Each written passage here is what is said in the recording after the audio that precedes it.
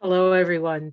Dr. Victoria Skirbo here, speaking to you from the Seeds of Transformation Healing Center in Wareham, Massachusetts. So it's time for Taroscopes. I'm going to do the Taroscopes for the month of January 2022. And I think the January readings are for both January and for the year, really, for the sign that I'm going to do. Just generally, you can look at both of them because we kind of tend to think as January is the beginning of the year and the start of something, right? So we have that sort of vibe as we come into the year. And then you could look at your readings each month in comparison to the first reading of the year. Because things may connect. So that's up to you to do if you want, only if you want. So today we're going to do these. We're going to look at the taroscopes for the sign of Capricorn. And I want to, it's actually the first one I'm starting doing for January. And I want to start with Capricorn because I'm wearing one of my favorite Capricorn-y outfits. No, because it is the season of Capricorn, right? And so we'll start with Capricorn, or I'll start with Capricorn as I start this. So we're going to be looking at the month ahead very briefly, astrologically, and then I will pull cards. So of course we start the new year actually with a trine between the Sun, which is in Capricorn, and Uranus, which is in Aquarius. That kind of gives a boost to an already revolutionary time. We are having, at the end of December, we're having, actually Christmas Eve, I believe, we're having the last of 3 exact squares between Saturn and Uranus. And that always creates a lot of structural change, a lot of revolution, really sort of turning the ship around, the energy to kind of turn the ship around and go in a new direction. So it's kind of exciting, but also a bit scary. And with Pluto moving through Capricorn in your sign for so many years now, and we still have a few years ahead of us, it's been a real transformational process for you Capricorns. You've really shifted and changes in some of the most profound ways. And actually, in some cases, physically changed your body. And so with this energy of the trine between the Sun and Uranus, brings a lot of energy and a lot of energy to the whole year, really. And for you, Uranus is in Taurus, and that would be, so the place in your life and in your chart that's being activated. Let me just find right here. Okay. Via the sign of Taurus is your house of romance and luck, actually. So sudden, maybe some of you have had sudden love, you've fallen in love suddenly, something out of your usual sort of very staid Capricornian, step-by-step direction. And so things are shaking up in that area of your life, but that is that house deals with love. And so the love is getting shook up. The things can't be taken for granted anymore. You have to start living for yourself and your own joy and happiness to a certain extent. That's really what I think Uranus in that house has been helping you to do, even though it may not feel that way. It may feel kind of disruptive and you're not really very comfortable with that. But that is the nature of Capricorn. Capricorn likes structure. And the ruler of Capricorn right now, Saturn, your ruler, Saturn, is in Aquarius, which is about breaking down the structures. But in the in the service of progress, not in the service, not just to destroy it, but to make it better, to make it better. And so you have been going through the process of having to make yourself better. And I think this is going to all sort of dovetail into a very, very powerful year for you, for Capricorn. And we start on the 2nd, we have a new moon in Capricorn. That's occurring at 13 degrees of Capricorn.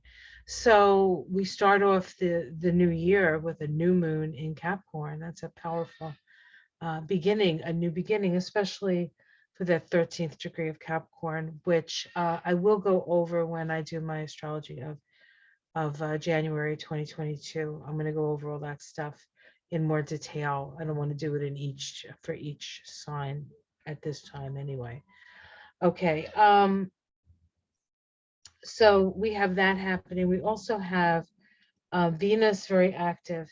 And on the 8th, which is, we have the new moon on a Sunday, and by Saturday, we have a conjunction between the sun and the sun and Venus. And that's very important because Venus is retrograde, and Venus and the sun, Venus is as close as it can be to Earth, and it's sitting between the sun and Venus, and the Earth is like sort of all lined up to a certain extent.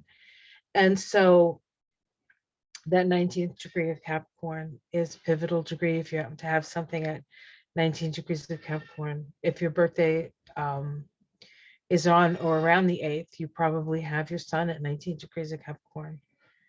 So this is part of the Venus retrograde cycle. This is Venus in the underworld. And this is about really, lighting up your real, your true, the bottom line, as it were, of your values and what's the most important thing to you. I think it's going to be an opportunity to do that. And because this occurs in the sign of Capricorn, this is happening in your first house. This is happening in the house of who you are. So this is a really illuminating journey for you to figure out not only who you are, but how, is who you appear to be really the thing that is rooted in what is most important to you, or rooted into the truth about yourself. What else is going on? There's so many. Venus goes retrograde on the 14th. Venus is, I believe, in Capricorn, and oh no, it retrogrades. Okay, it starts in Aquarius, and then it goes back into Capricorn, I believe, for a little bit. On the 19th, or is it the 18th? On the 18th, the nodes of the moon shift, and the north node goes into Taurus, and so your north node, the transiting north node, will be moving through that 5th house of creativity. So this is an opportunity to actually make something real, Taurus, of your creativity at this time. We also have a full moon on the 17th, and that's at 28 degrees of Capricorn, which is actually conjunct with Pluto of the United States. So that's just something, that's an aside that may not affect you, unless, of course, you do something in the United States, right? An important role in the United States, or in government, or something like that. It's a transformational time for government. Mars will go into Capricorn on the 24th. And so the energy of you, like your vital energy, will increase towards the beginning of the month. You might feel a little low energy because Mars is moving through that 12th house. And when Mars moves through the 12th house, it sort of dusts everything up. And so you could be dealing with some residual karmic stuff, karmic closet stuff, sweeping it out, saying, all right, I did the deep cleaning. Now I can let the new stuff in. And with Mars moving into that 1st house on the 24th, I think you'll feel things moving in for you. The sun moves into Aquarius on the 19th. So what the area of the chart that gets illuminated for you is your house of, what is it here? Capricorn, and then Aquarius. Your house of finances. So, and your values and things like that. So you'll be looking at your money, Capricorn. Okay. There's, okay. Okay. My husband doesn't realize I'm doing a video. Anyway, so yeah, so lots of things happening in January, but those are the highlights. But I will do something specific for the month, so you can listen to that if you really want to know the skinny on all the things I just said.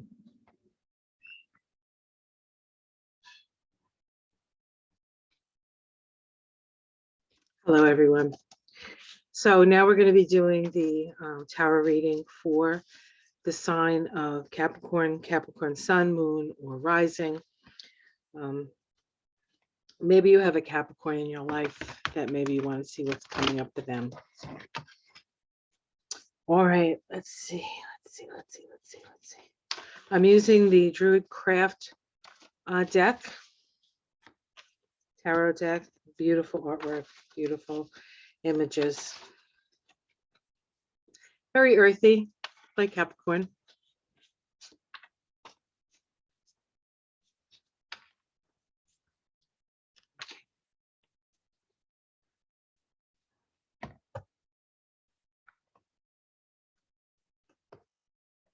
All right. So we start the month. Let's see the immediate environment. What's the environment you find yourself in, Capricorn? As Lord Commander, the Night's Watch. Not necessarily, but this is the Emperor card. So you find yourself sort of surveying your life and your world. Remember, Venus is retrograde in Capricorn through most of through January. So Capricorns will be reevaluating their own sense of self-worth. And really what you can do is look to see the work that you've done and really sort of appreciate what it is that you have built up to this point. Let's see what's crossing that. What might get in the way of that? Okay, death, change, transformation. And so there needs to be an appreciation of what you've built. But because it's changing and because it's things are falling away, or maybe it's the end of something that you've created, maybe it's the end stage and you're just waiting for an opportunity to build anew. And so while looking at what you've wrought, you also have to be able to deal with the fact that some things in your life are done and finished, and it's time to move on, and that can be challenging. We have the Prince of Swords at the root of the issue here. Now, the Prince of Swords is generally somebody who's very impulsive, which is sort of anti-Capricorn, really. It's not really the natural tendency of Capricorns to be impulsive, right? So, but yet there may be an impulse to action at the root of this. I would just caution to really sort of look at the pros and cons of a situation. You don't want to just jump into things because this card can have two meanings. It can have a meaning about sort of moving in the direction of your values of what's most important to you, but it also can be an impulsive night, and it is a night. So it's not like the action that's being taken is completely understood or thought out necessarily. It's more instinctual. The knights kind of work in a more sort of, actually in the tree of life, the knights sit in Tippereth, the place of beauty, the heart chakra, and so it's what they believe with their whole heart. And so maybe that's in part what you need to get to the bottom of. What do you believe with your whole heart? What is it that you feel strongly enough about that you would take an action, even if you don't know what exactly that action will entail, like the consequences of that action, or the work ahead because of that action. So it's and yet you know that things are falling away, and so we need to build something new. We actually, I don't think, can go back to the past, um, or refurbish it in a way. Let's see what's in the past. Strength. Well, certainly Capricorns have shown an inordinate amount of strength and have had to. You know, Pluto moving through your sign, and then Saturn moving through your sign. You know, it's like that makes it even more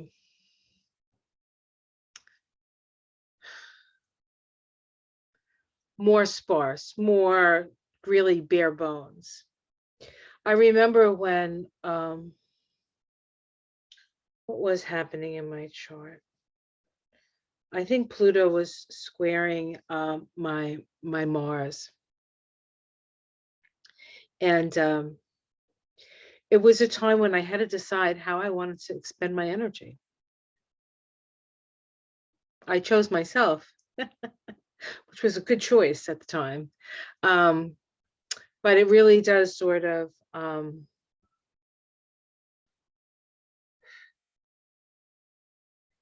oh, I know what it was. Saturn was sitting on my moon. That was it.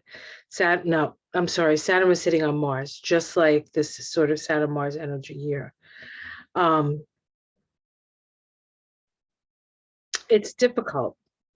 It really shows your mettle as it were. But that's in the past, the strength. So you've had to be strong. You've had to be strong. And in the sky, we have a choice. It could be a love choice. It could be a choice of, there can be a relationship in the offing. The relationship would be with somebody that you are an equal with, not somebody that you feel subservient to, or they feel subservient to you, or you feel obligated to each other. No, it's a choice to be in a relationship with somebody. That's what's in the sky. That's what's available to you. And the Two of Cups is, to a certain extent, a love card. It is a love card. So love is available, Capricorn. Let's see what's in the immediate future. The Fool, yes. Uncharted territory. Beautiful. Wow, that's a perfect card to start January 1st with. The Fool, the new moon, right? On the 2nd of January. I mean, how much more? And then the question is, am I being foolish, going in this direction that my heart is taking me, right? How it's seen from the outside, the Queen of Pentacles. You're seen as a pretty stable person. You're seen as somebody who knows the value of things. And while you may feel a little bit out of sorts, choosing something that you don't know, like how it's going to work out, but you guys are entrepreneurial anyway, so it's not the first risk that you've taken. But the people around you know that even when you take a risk, it's well thought out. So I don't think anybody's worried about that necessarily. Let's see what's in your domestic situation. Moving forward. If you felt stuck, you are moving forward in January. And again, remember, I said that this is sort of a reading also for the whole year. So that bodes well, I think.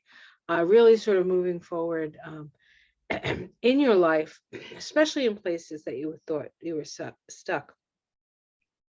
The position of that card is the domestic situation, and very often our domestic situation are situations where we find ourselves stuck. I think there are fewer people, perhaps, maybe not very few people, but few people who really, spend their time, their home time or whatever, really enjoying what they're doing. A lot of it is chores and different things like that. Or work is a chore as opposed to a calling. So I feel like there's a lot of opportunity coming for you in January and through the year. We have the hopes and fears. This is the Four of Swords. Hey, look, if you're tired and you need to take a rest, you take a rest, guys. You've worked really, really hard. Nobody's judging you for taking a vacation. And I think that's really what that Four of Swords is suggesting that you might want to do. And we have the Three of Cups is the outcome. This is camaraderie, friendship.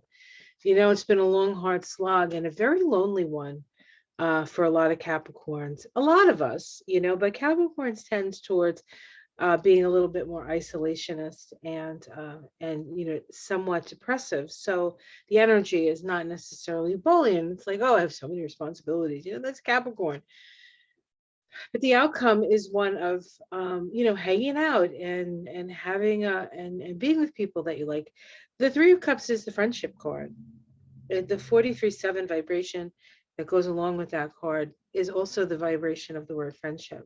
So there's always a camaraderie. There's always a, you know, just liking somebody for being them, not for what they've accomplished, not for what they've done or not done, but just for being them. You know, sometimes it takes a few drinks to get there, but it's there, it's available. I'm just going to pull to see if I can get a major arcana for you guys. We got the Four of Wands, so that's a celebration. So that's nice. We have the Nine of Pentacles. I see this as a self-made person, a self-made woman, right? You know, you've gotten where you've gone through your own efforts. You have, you know, with Capricorn, you have to earn it. So you do. And then we have the Lovers underneath, and this is about choices. And so I think what's coming up is you're going to have different choices to make. And I think it's important that even if you're afraid to make those choices, if you're following your heart, I mean, really like looking into that and seeing. And with Uranus in the fifth house for you guys, you